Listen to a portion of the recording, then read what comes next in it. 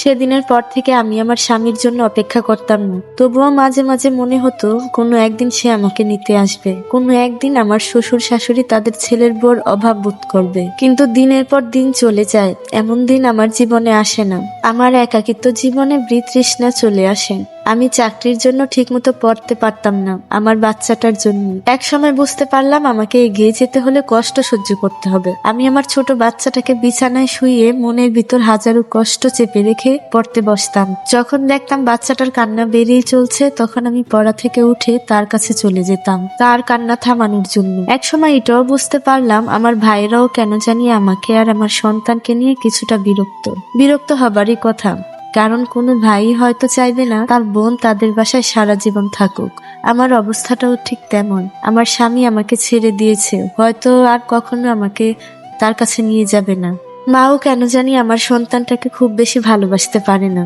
আমার ভাইদের সন্তান নিয়ে সবসময় থাকতে পছন্দ করে। আমি কখনো এটা নিয়ে কিছু বলতাম না, আর বলবোই বা কি করে। অনেকদিন পর পর যদি বাপের বাড়ি আসতাম, তাহলে হয়তো আমার সন্তানের জন্য তার নানার বাড়ির আদরটা তুলে রাখা হতো।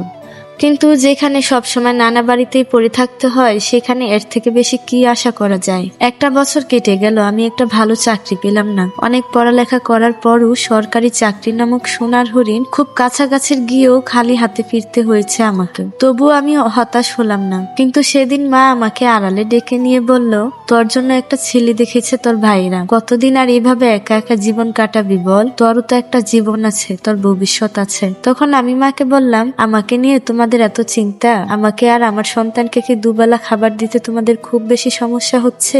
তোমাদের তো কোনো কিছুরই অভাব নেই, টাকা পয়সা সম্পত্তি এগুলো তো আমারও ভাগ আছে। সেগুলোর বিনিময়ে আমাকে দুবেলা খেতে দিও আর থাকতে দিও। তখন আমার মা বলল, তুই আমাকে ভুল বুঝছিস, আমরা সবাই তোর ভালো চাই। জীবনে টাকা পয়সা তো সব না, স্বামীর সংসার ছাড়া মেয়েরা অচল। ছেলেটা অনেক ভালো, তুই কথা বলে দেখ, তোর ভালো লাগবে। তখন আমি মায়ের মুখের দিকে তাকিয়ে বললাম, ঠিক আছে, তোমরা যেহেতু চাইছো বিয়েটা করি, তাহলে না করব না। তখন মা বলল, একটা সমস্যা আছে, তবে কিছুদিন পরে ঠিক হয়ে যাবে। আমরা বলেছি তোর কোনো বাচ্চা কাচ্চা নেই, বিয়ের পর তোর ছেলে আমাদের কাছে থাকবে। আমি জানি একজন মায়ের সন্তানকে ছেড়ে থাকতে অনেক কষ্ট হবে, কিন্তু এছাড়া কি করার আছে বল? তোর সন্তান আছে জানলে এত ভালো ছেলে তোকে বিয়ে করবে না, তাই এসব বলছি না। 2-1 বছর গেলেই সব ঠিক হয়ে যাবে, আমরা তোর খারাপ চাইনি। মায়ের কথাগুলো শুনে কেন জানি চোখের পানিটা ধরে রাখতে পারলাম না। কান্না ভেজা চোখে মাকে বললাম, কোনো মা কি তার সন্তানের সাথে এত বড় অন্যায় করতে পারে?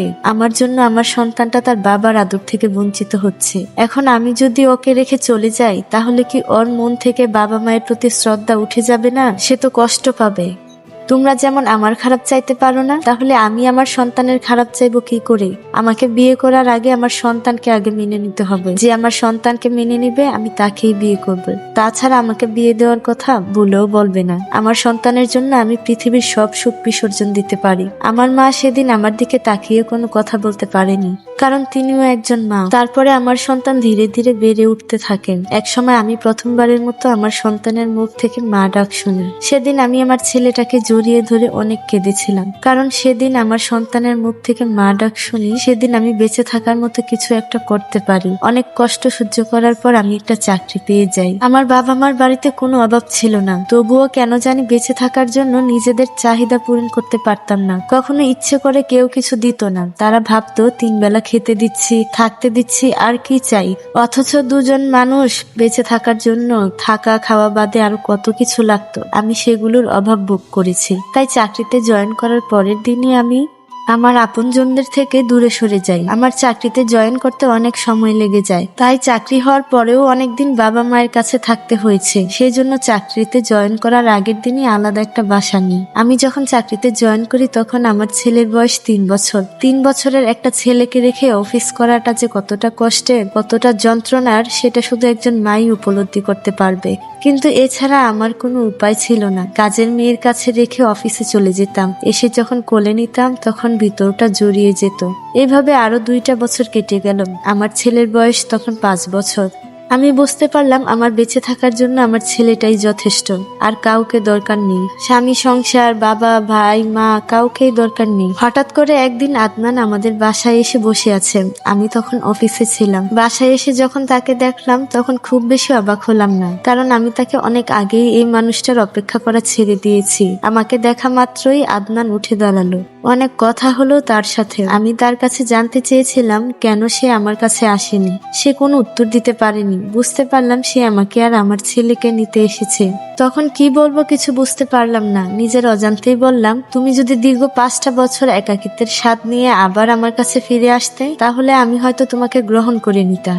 কিন্তু তুমি তো তা করনি। তুমি বিয়ে করেছিলে, যদিও আমি জানি না এটা সত্য কিনা। তবে বিয়ে না করলে এভাবে নিজের স্ত্রী সন্তান ছেড়ে 5টা বছর থাকতে পারতে না।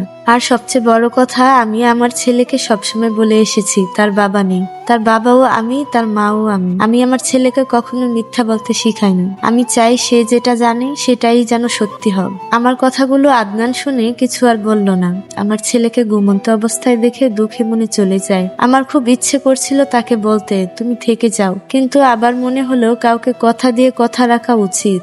সূর্য যদি তার কথা কোনোদিন না রাখে, তাহলে পৃথিবীটা সেদিন কালো অন্ধকারে ছেয়ে যাবে। আমিও চাই না আমার ছেলে আমাকে মিথ্যাবাদী হিসেবে জানুক।